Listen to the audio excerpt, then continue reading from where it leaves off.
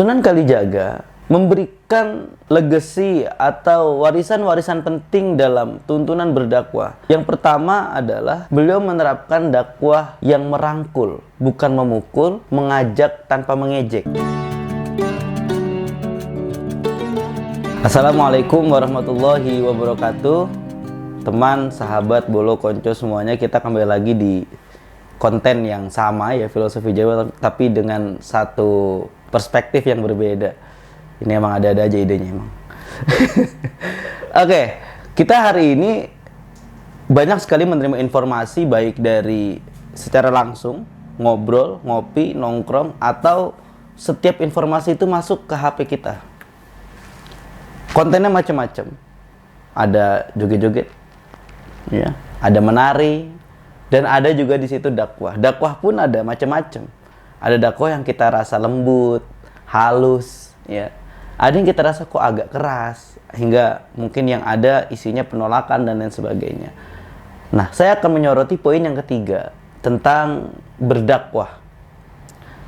Sebetulnya kita punya role model bagaimana dakwah yang bisa menyesuaikan kebutuhan dan dakwah yang dicintai sekaligus bisa memberikan dampak yang efektif pada penyebaran nilai-nilai Islam itu.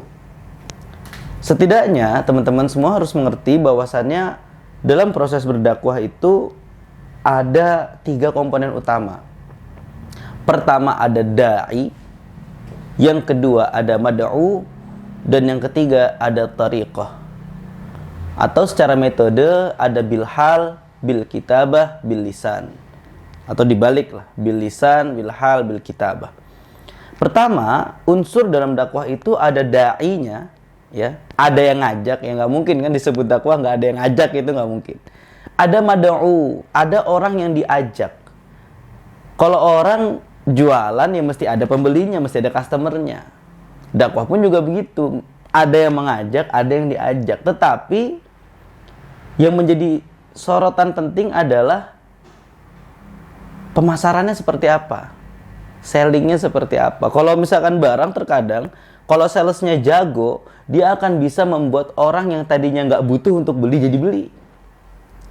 Dalam dakwah pun demikian. Kita harus bisa menyesuaikan adaptasi kepada kebutuhan masyarakat, dan cara pendekatannya pun jangan sampai menimbulkan resistensi di masyarakat. Sehingga apa yang ketiga ada at-tariqah atau metode. Nah, metode ini macam-macam. Ada bil lisan dengan ucapan, bil hal perbuatan, atau bil kitabah dengan catatan. Ya, bil kitabah ini juga bisa dimaknai dengan kreasi-kreasi yang lain lah, kira-kira seperti itu. Nah, teman-teman semuanya, bolo konco, dalam proses memberikan thariqah atau metode yang baik, ya, saya ingin mencontoh kepada Sunan Kalijaga. Dalam Al-Quran disampaikan ud'u ila sabili rabbik bil hikmah wal mau'izatil hasanah wajadilhum billati ahsan. Di dalam Quran surah An-Nahl ayat 125 ini, Allah memerintahkan kita bahwasannya ketika kita ingin mengajak berdakwah itu mesti bil hikmah wal mau'izatil hasanah, mesti hikmah, mesti dengan bijaksana, ya, dengan ucapan yang baik dan dengan cara-cara yang mulia. Sunan Kalijaga memberikan legacy atau warisan-warisan penting dalam tuntunan berdakwah. Yang pertama adalah beliau menerapkan dakwah yang merangkul, bukan memukul, mengajak tanpa mengejek. Kita bisa melihat di antara peninggalan-peninggalan yang diberikan oleh Sunan Kalijaga adalah ketika saat masyarakat Indonesia kental sekali dengan budaya Hindu dan Buddha, ia tidak memberikan respon yang konfrontatif atau melakukan perlawanan, tetapi melakukan hal yang disebut dengan namanya akulturasi budaya. Menjadikan budaya, adat istiadat setempat sebagai sarana memasukkan nilai-nilai itu, tetapi hal-hal yang buruknya dibuang dan diganti dengan nilai-nilai Islam. Sehingga apa? Masyarakat tidak merasa dilawan, masyarakat tidak merasa harusnya diterjang, tetapi mereka merasa dibersamai, didampingi. Nah, inilah yang disebut dalam Islam adalah al-muhafadzah ala qadimis shalih wal akhdhu bijadidil aslah. Kalau dalam pandangan Kiai Haji Ma'ruf Amin ditambahkan wal akhdhu bijadidil aslah tsummal aslah. Apa artinya? Al-muhafadhu ala qadimis sholih, jadi menjaga tradisi-tradisi lama yang baik, wal akhdhu bijadidil aslah, lalu mengambil sesuatu yang baru yang lebih baik, tsummal aslah, dan terus menjadi lebih baik. Contohnya adalah ketika Sunan Kalijaga mendekati orang-orang yang suka berkumpul, ya. Lalu perkumpulannya diisi dengan ajaran-ajaran Islam, lalu perkumpulannya diisi dengan kisah-kisah yang bisa memberikan insight-insight dalam nilai keislaman. Bahkan beliau juga tidak kaku. Beliau juga menggunakan berbagai macam instrumen seperti alat musik, seni ukir, wayang, acara-acara seperti grebek, suronan, dan lain sebagainya.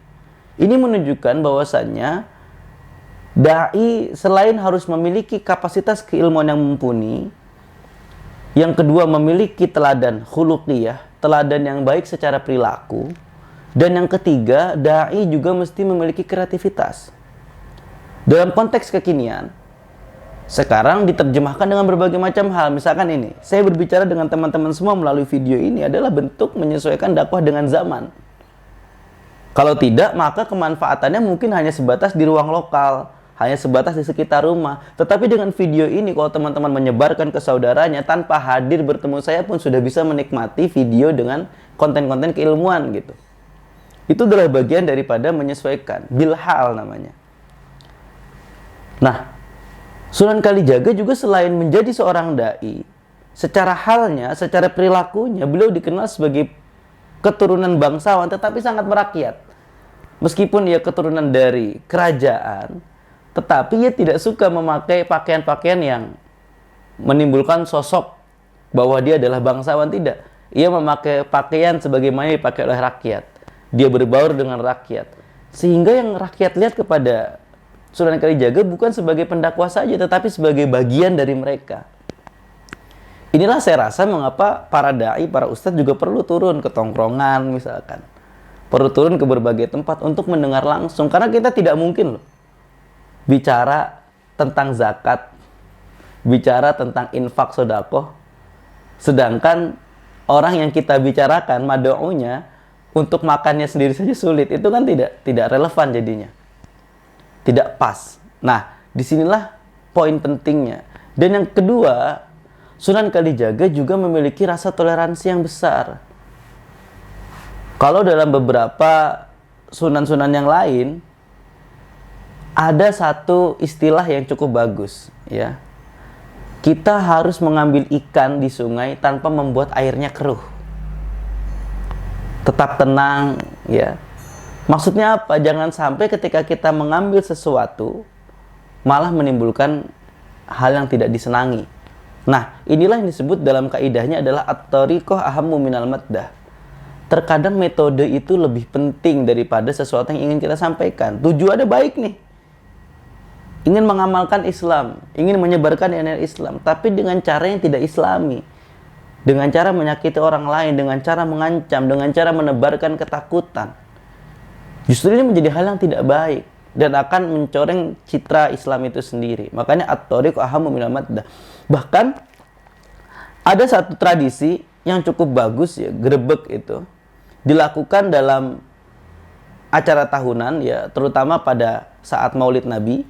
Yang kedua, 2 hari raya besar, Idul Fitri, Idul Adha. Grebek ini caranya adalah menyembunyikan alat-alat gamelan itu di dalam masjid, sehingga orang yang mau mendengarkan dan menikmati harus berangkat ke masjid dulu. Dan di saat itulah, ya, di saat itulah ketika mereka masuk masjid, ketika cuci kaki mesti sambil mengucapkan kedua kalimat syahadat. Nah, ini cara yang halus sekali. Kalau misalkan mereka tahu konsekuensinya bersyahadat, mereka tidak datang gitu. Tetapi kalau mereka memang ingin datang dan sekaligus bersyahadat, maka dengan senang hati mereka datang. Nah, inilah bil hikmah wal mau'idhah, cara yang baik. Dan bil kitabah, banyak sekali karya-karya yang ditinggalkan oleh Sunan Kalijaga. Sehingga begini, sosok dai selain tadi memiliki kapasitas ilmu, akhlak yang bagus, ya, cara yang baik, cara melihat kita sosok yang perlu dipanut itu salah satunya adalah bagaimana karyanya, bagaimana juga murid-muridnya. Ini penting buat kita teman-teman. Karena zaman sekarang dengan informasi yang sangat besar sekali, deras arusnya, kita kadang sulit menyeleksi siapa yang bisa jadi guru kita. Nah, ini salah satunya. Pertama, ilmunya tajam. Yang kedua, perilakunya baik. Yang ketiga, lihat karyanya. Yang keempat, lihat siapa muridnya. Muridnya jadi nggak yang dididik sama orang ini. Itu penting sekali. Sehingga pada hal yang seperti ini, bisa kita lihat bahwasannya kecerdasan para wali itu bukan hanya pada dirinya sendiri, pada intelektualnya, pada spiritualnya, tetapi ia bisa mengaktifkan daya sosial yang bagus.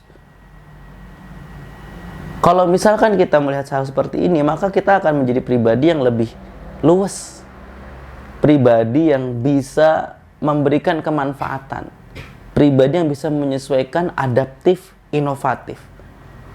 Jadi jangan dikira bahwasannya meskipun terdengarnya usang, kuno, filosofi Jawa dan lain sebagainya, tetapi ternyata secara nilai-nilai kehidupan ini bisa kita anut dan bisa kita jadikan pegangan.